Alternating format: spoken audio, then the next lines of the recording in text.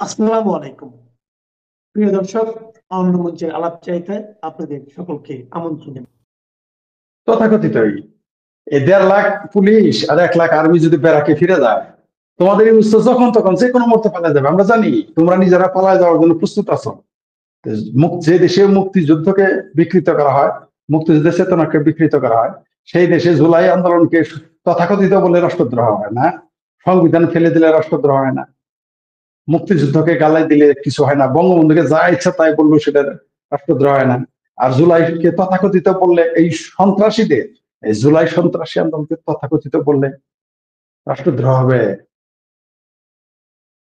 যে কোনো মুহূর্তে এই বাংলাদেশটা যে কোনো মুহূর্তে গৃহযুদ্ধের দিকে যাবে, এবং এটা নিয়ে যাচ্ছে।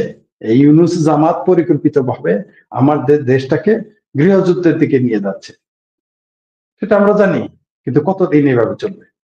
খুব বেশি দিন তো আর চলবে না, চলতে পারে না, চলতে দিবেও না জনগণ। বাংলাদেশের জনগণ তো এত বোকা না।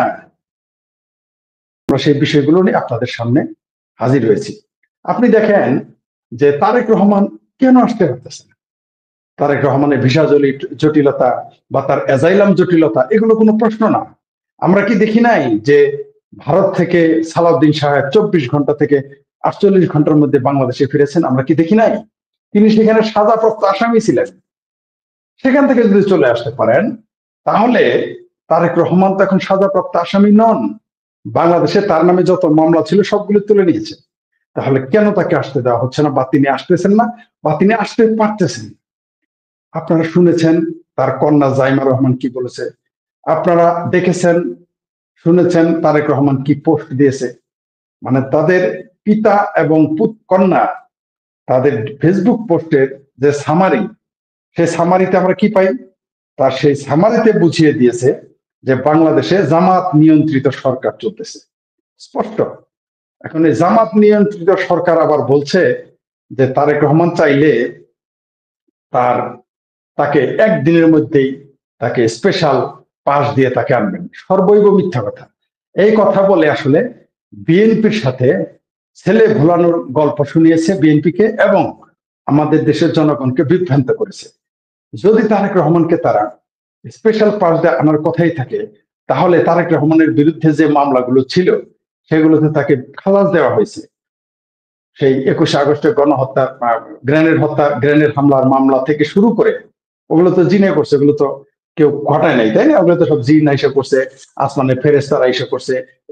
একুশে গ্রেনেড হামলা, ওগুলো তো কোনো মানুষ করে নাই। তারেক রহমানও জড়িত না, জামাতও জড়িত না, কেউই জড়িত না, ওগুলো ফেরেস্তারা এসে করছে। যাই হোক, আমরা আজকের বিষয় আমাদের ওই আলোচনা না, আমাদের আলোচনা হচ্ছে তারেক রহমান কেন দেশে আসতেছে না বা আসতে পারতেছেন না।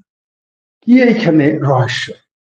রহস্যটা আসলে আমরা যেটা মনে করেছি আসলে রহস্য না। সেটা হচ্ছে যে এই তথাকথিত সরকার, যেটাকে আমরা এনজিওগ্রাম সরকার বলি, তারেক রহমানের কন্যার ভাষায় এটা জামাত নিয়ন্ত্রিত ইউনূস সরকার।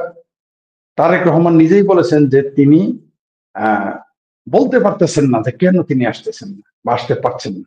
এটাই সত্য। তা না হলে তার মা অসুস্থ, তিনি একটি দলের নেতা, তিনি কেন দেশে আসবেন না? এই প্রশ্নটা একটা শিশুর মনে আসতে পারে। রাজনৈতিক যে শিশু, সেও বলবে কেন আসেন, কি কারণ?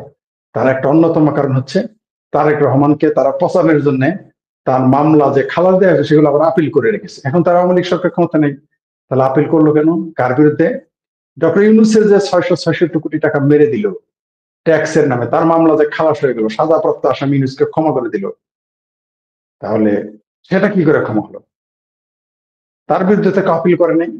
এমনকি তার নামেও আপনারা কেউ কেউ মনে করেন বা আমরা কেউ কেউ মনে করি তার পাসপোর্ট ইংলিশ বা ব্রিটিশ হতে পারে, কিন্তু দেশে আসলে তো বাধা নেই।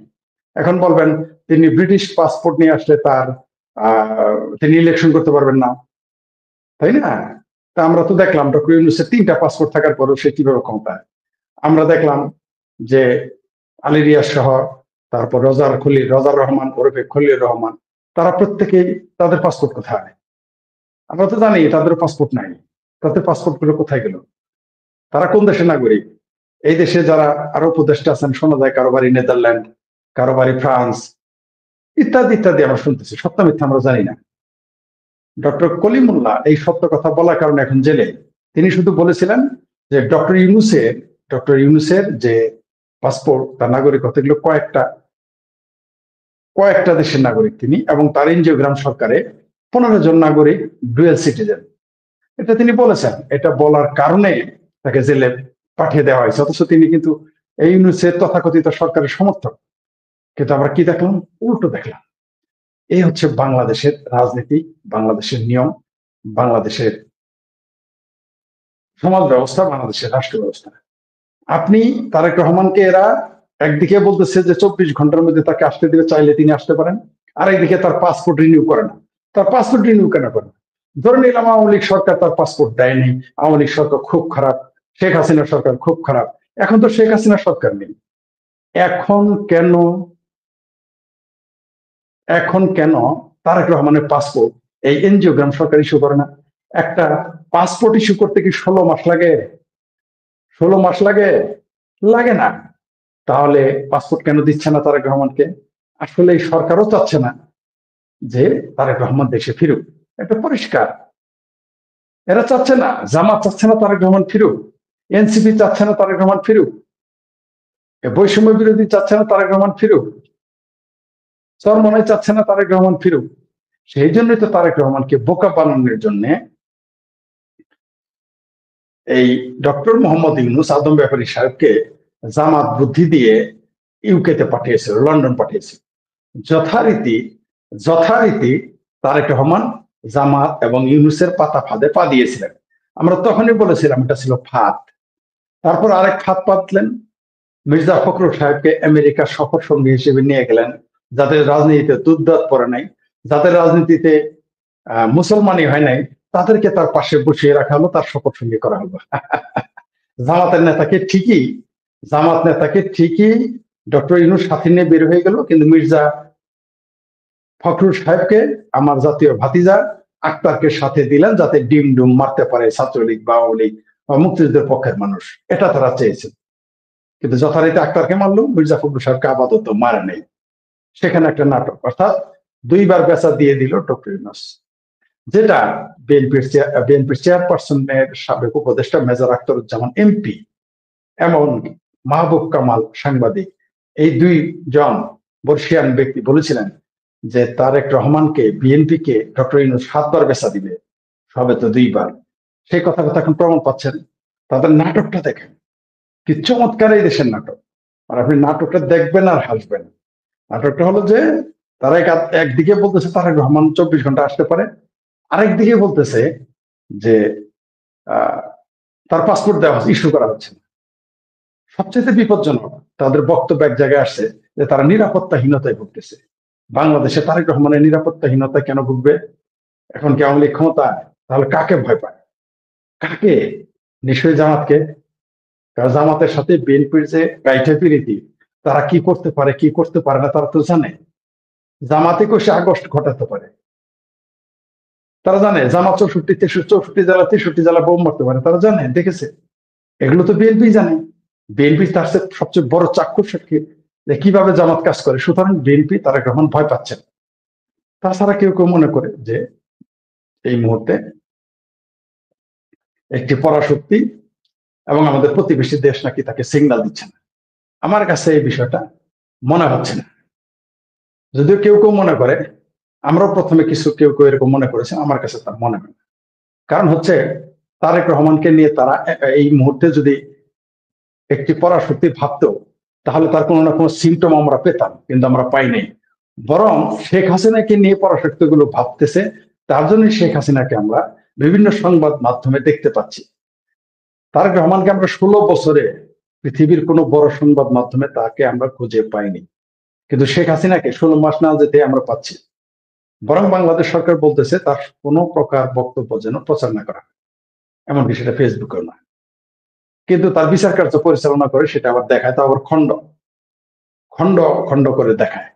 আমরা দেখতে পেলাম আজকে বাংলাদেশে কেউ কেউ মনে করতেছেন আবার যে ইউনূস যে কোনো সময় পালিয়ে যেতে পারে, যে কোনো সময় তার সঙ্গে পালিয়ে যেতে পারে। হ্যাঁ, আমিও মনে করি পালিয়ে যেতে পারে। সেটা তারেক রহমানও যদি দেশে থাকতো, যে কোনো সময় পালিয়ে যেত। এই জন্যই তো তারেক রহমানকে আসতে দিচ্ছে না। এই জন্যই তারা তারেক রহমানকে আসতে দিচ্ছে না।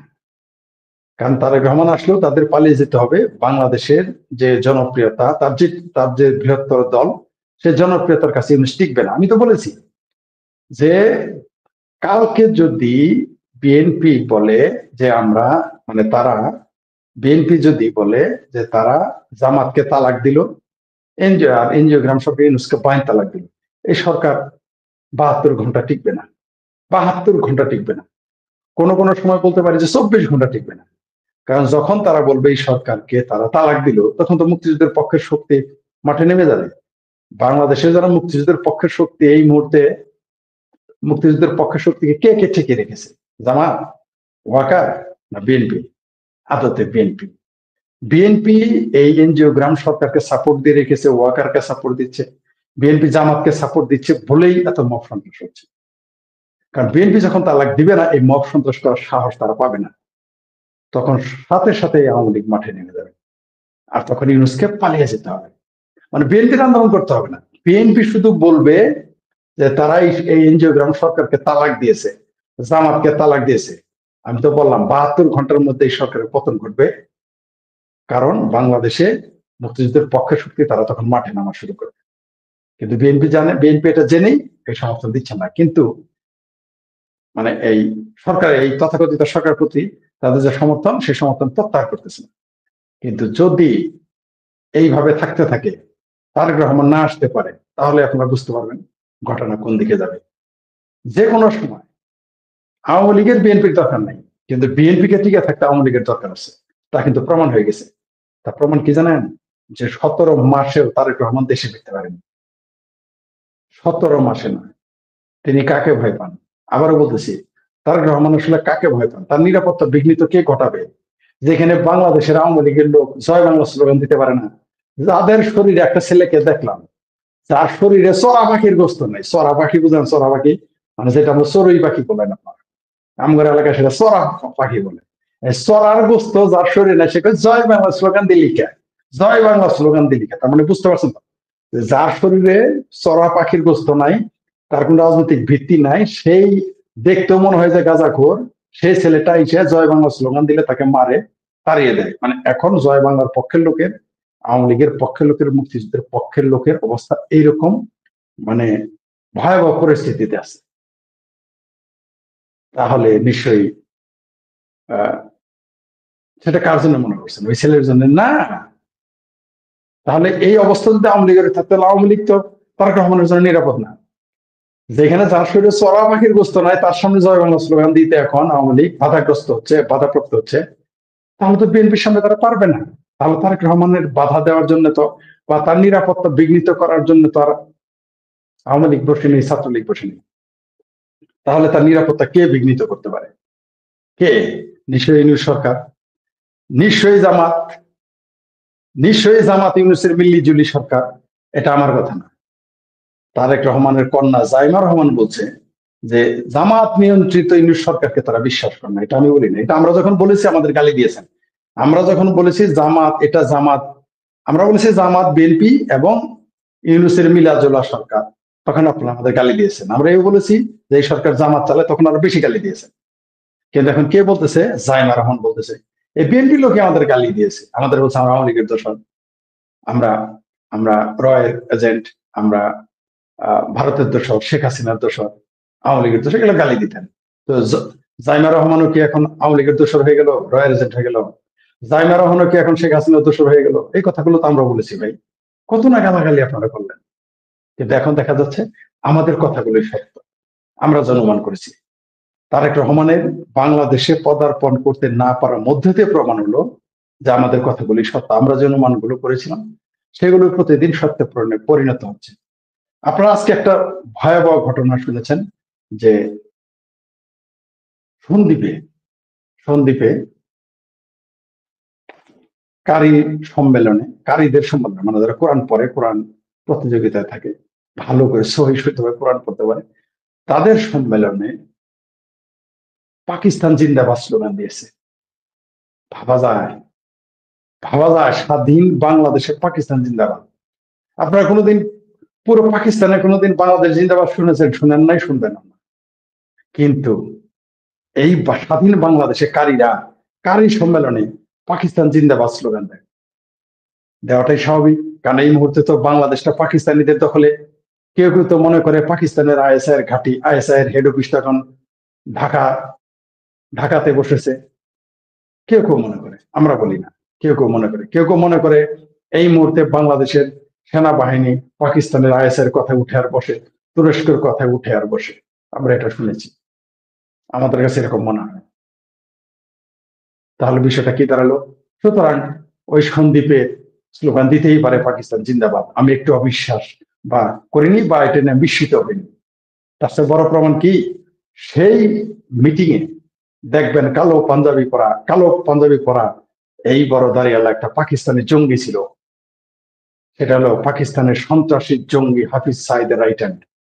তো পাকিস্তানের জঙ্গি রাইট হ্যান্ড কে পাশে বসিয়ে কারি সম্মেলনে পাকিস্তান জিন্দাবাদ স্লোগান দিবে না তো বাংলাদেশ জিন্দাবাদ স্লোগান দিবে? এটাই স্বাভাবিক। এটা সরাসরি রাষ্ট্রদ্রোহ, এটা সরাসরি রাষ্ট্রদ্রোহ। কিন্তু কেউ কথা বললো না, কেউ প্রতিবাদ করলো না, কোনো মামলা হলো না, কোনো আলোচনাই হলো না।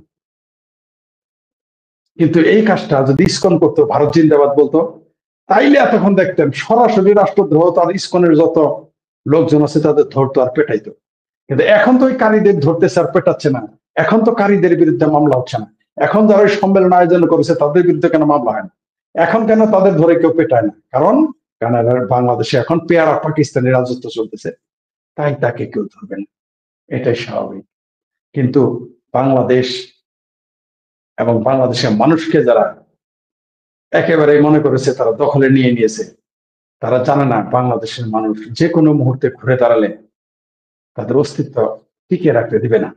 বাংলাদেশের মানুষ যে কোনো সময়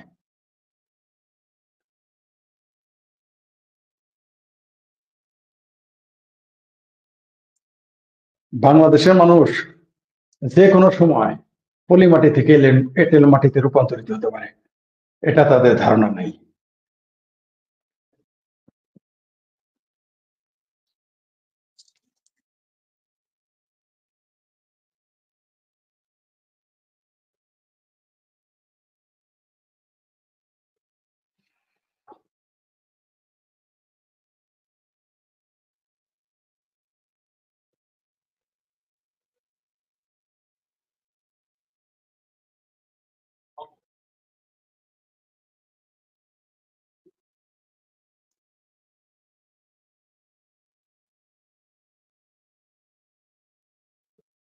আর আরেকটা হাস্যকর খবর নেই, এই যে আমি যাকে আদর করে বলি গণরিয়া অধিকার পরিষদ, আপনারা যাকে জানেন গণ অধিকার পরিষদ, সেই গণরিয়া পরিষদের এক নেতা বলেছে, তার নাম হচ্ছে রাশেদ, আবার খানও লাগায়। তিনি বলেছেন যে হাসিনার জন্য কথা বলার মানুষ হারিকেন দিয়ে খুঁজে পাওয়া যায় না। মানে কিরকম হাস্যকর একটা বক্তব্য। শেখ হাসিনার পক্ষে নাকি কথা বলার জন্য হারিকেন দিয়ে লোক খুঁজে পাওয়া যায় না। আসলে কি তাই? আমরা একটু খোঁজ নিয়ে দেখি কি হয়। হাসিনার পক্ষে কথা বলার যদি লোক না পাওয়া যায়, মিস্টার রাশেদ, আপনি যে পার্টি করেন গণরিয়া অধিকার পরিষদ, আপনি যে পার্টি করেন আওয়ামী লীগের একটা একটা ওয়ার্ডের একটা ওয়ার্ডের যত লোক আছে,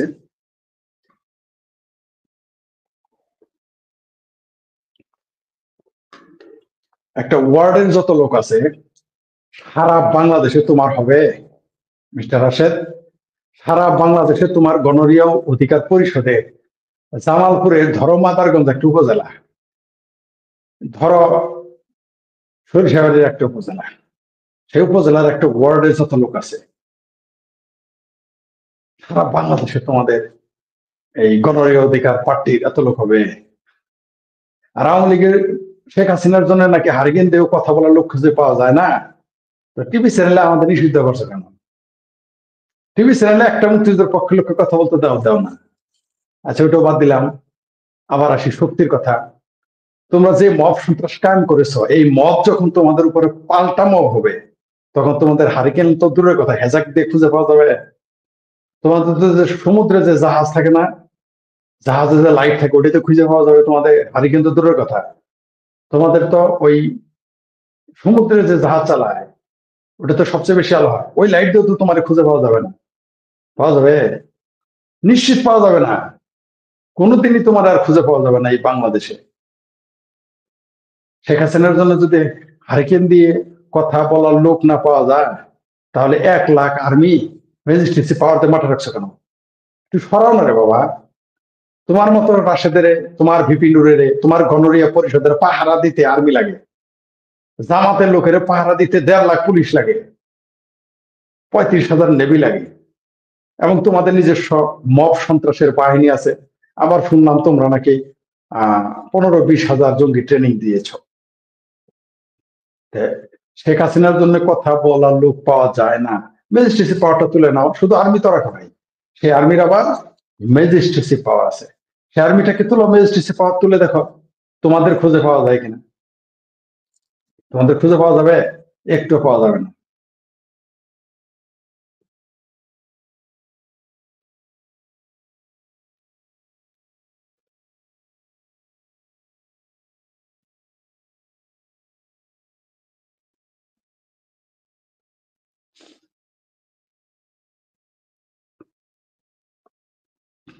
আবার আমাদের যে কি তাজুল নাকি তাজু ভাই আছে আমাদের জামালপুরে, তিনি বলেছেন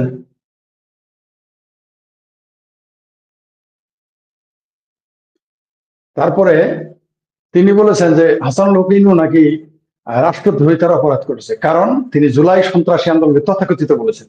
তো জুলাই সন্ত্রাসী আন্দোলন তো তথাকথিতই, তথাকথিতই। এই 1.5 লাখ পুলিশ আর 1 লাখ আর্মি যদি ব্যারাকে ফিরে যায়, তোমাদের এই উৎস যখন তখন যে কোনো মুহূর্তে পালা যাবে। আমরা জানি তোমরা নিজেরা পালায় যাওয়ার জন্য প্রস্তুত আছো। যে দেশে মুক্তিযুদ্ধকে বিকৃত করা হয়, মুক্তিযুদ্ধের চেতনাকে বিকৃত করা হয়, সেই দেশে জুলাই আন্দোলনকে তথাকথিত বলে রাষ্ট্রদ্রোহ হয় না, সংবিধান ফেলে দিলে রাষ্ট্রদ্রোহ হয় না, মুক্তিযুদ্ধকে গালাই দিলে কিছু হয় না, বঙ্গবন্ধুকে যা ইচ্ছা তাই বললো সেটা রাষ্ট্রদ্রোহ হয় না। আর জুলাইকে তথাকথিত বললে, এই সন্ত্রাসীদের, এই জুলাই সন্ত্রাসী আন্দোলনকে তথাকথিত বললে রাষ্ট্রদ্রোহ হবে। যে কোনো মুহূর্তে এই বাংলাদেশটা যে কোনো মুহূর্তে গৃহযুদ্ধের দিকে যাবে, এবং এটা নিয়ে যাচ্ছে। এই ইউনূস জামাত পরিকল্পিতভাবে আমাদের দেশটাকে গৃহযুদ্ধের দিকে নিয়ে যাচ্ছে, সেটা আমরা জানি। কিন্তু কতদিন এভাবে চলবে? খুব বেশি দিন তার চলবে না, চলতে পারে না, চলতে দিবেও না জনগণ। বাংলাদেশের জনগণ তো বোকা না।